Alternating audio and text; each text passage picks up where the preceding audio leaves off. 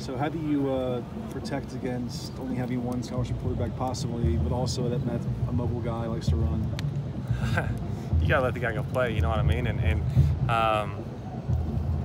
like I said, we choose not to think about, or not to think about, but you can't play scared of getting someone hurt. And obviously, you don't want to put unnecessary hits on him, but you also can't handcuff the kid. I mean, he's got to go play his game, and because like I've always said, to give yourself the best chance to be successful, you got to go be yourself. You know what I mean? And so it's not like we can say, hey, if you feel like scrambling, don't scramble. You know what I mean? Like, that's just not who he is. And so he's got to go play and do everything he can to be successful. And we need him to stay healthy. So that's the situation it is. But he's got to go be himself and attack like he always would. When you saw I know Brandon Purdue hasn't been in your room for long. What's your impression of him? Yeah, Purdue's always had. He's run scout team quarterback for a long time, so he's gotten throwing reps. But obviously, again, if Fink were to go down, you got to have a plan. It's just not an ideal situation. How extensive is the package that Purdue can run? Probably not really extensive. I mean, like I said, we'll figure it out. We plan on playing Fink, and again, if something happens, now you're in a scramble situation, and you got to make the best of what you got. Clay mentioned having Vaughn do some stuff back there too. Tyler's a great athlete, and he can throw a football, so we've given him snaps, and I'd put Almirall back there. I mean, there's lots of things. I think you got to get creative in that situation, but like I said, Tyler got to take a couple reps a day just to be back there. Again, if you get to that situation, you just got to get creative and try to figure out a way to move football. Is that something you have to spend time this week really thinking about? I mean, well, I spend most of my team trying to figure out how to win with Fink, but again, you're going to spend a little bit of time figuring that out. But we got a quarterback that we think can go win a football game, and we are going to plan for him to go do that. If something else happens, again, you get creative and figure something out on the fly. What stood out in film when you went back and watched that maybe you didn't see live? What's that? What stood out in film about Fink when you went back and watched?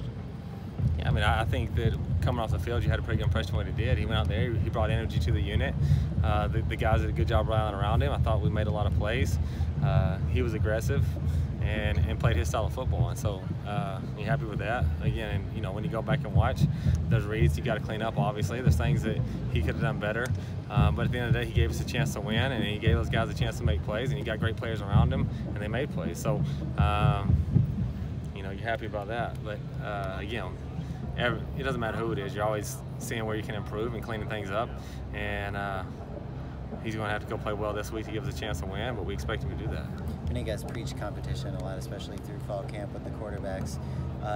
Heading into this week, is the message to Matt that he does have a chance to prove that he could be the starting quarterback going forward, or do you proceed thinking that when Keaton comes back, he will be the starter? Message Matt, go compete and win a game. You know what I mean? That's we're focused on this week, and obviously I think Keaton's a special player. Matt's done a heck of a job, but he's got to focus on winning the game this week for us, and that's our focus. This is a big game for us. Obviously, each game's a big game for you. After this, you're going into a bye week, and hopefully you can get healthy everywhere, or a lot healthier everywhere, and you'll figure out from there. But we need him to go play well, and like I said, I expect him to do that. What does the offensive line have to do better? I think up front, if you look at a lot of the negative runs last week, it was just miscommunication. And so communication is obviously something we preach to them all the time. Going on the road, the communication is even bigger, probably a bigger deal, because you're going to be in a loud environment. So communication is vital.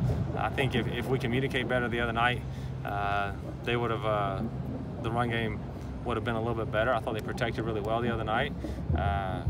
But at the end of the day, we got the ball back with, 4 minutes left, and they did a heck of a job. And if they can play with that mentality the entire game, you got something special. And so that's the message. Just go out there, know that teams are going to try to make us run at times, especially with the monsters we have outside or at a receiver. There's going to be days where they're going to try to force you to run the football, and if they do, you got to have the same mentality we had in that 4-minute drill, that we're going to cram it. We're going to move the football if that's what you're going to do. Like I said, I think that's a good unit. They did a nice job, down the stretch right there to win the game for us. And again, we just have to have that mentality for the whole game. What have you seen Michael Pittman do especially well these last couple weeks, and especially this past Friday? Pitt's he's good. You know, he's big, he's strong, he's physical. He catches the ball well, he runs fast. That's what you look for in a receiver. So I mean, he does it all well. There's not, you know, I don't think he's done anything different. Well, really, game one, I think if you go watch, and it shocked me because he's a senior, but he kind of, when the lights came on, he got in detail with some of the stuff that you hadn't seen all spring. Since then, I think he's been much more detailed in his route running. He's been exactly where he's supposed to be.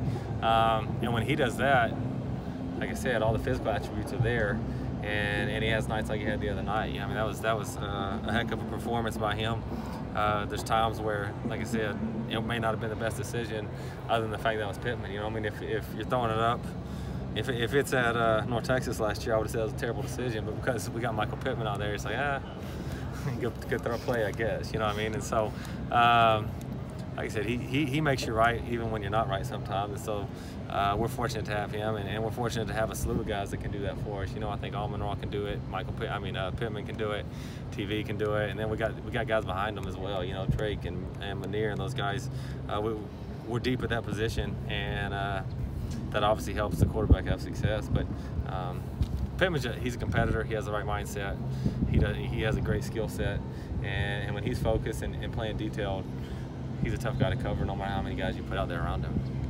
You ran, I think, 54 plays, and are you surprised that you're not running more plays than that, or is that the long ball? And I was surprised, honestly, coming in the next day, I had no idea we only ran 54 plays, and then I saw the thing that said we only ran 54 plays, and yeah, it surprised me. But you know, if you look at the stats, I mean, if you look at the drive summaries, we just didn't have any long drives. You know, I think a lot of that has to do with, you know, Pittman scoring from 80 instead of having to march down the field. And if he'll score from 80, then I'll take 54 plays every time, you know. But like I said, I think some of it had to do with the explosives that we had, and other ones, it seems like we were very explosive and went 3 and out. You know, and we have to obviously improve on that and not go 3 and out, but the explosive part you'll take, and obviously our goal is to get more than that. We'd like to run more plays than that.